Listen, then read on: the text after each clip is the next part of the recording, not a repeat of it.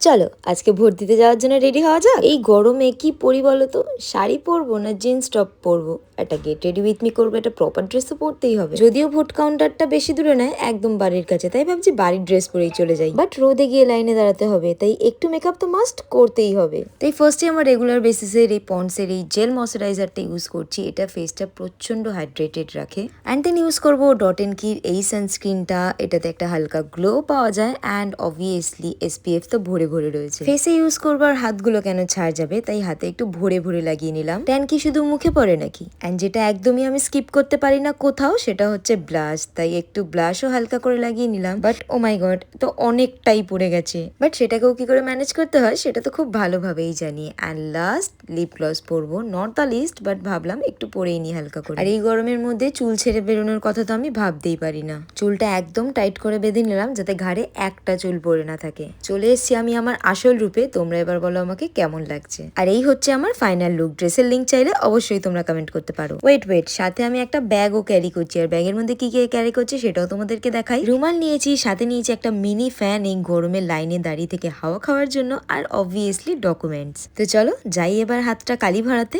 And here I am.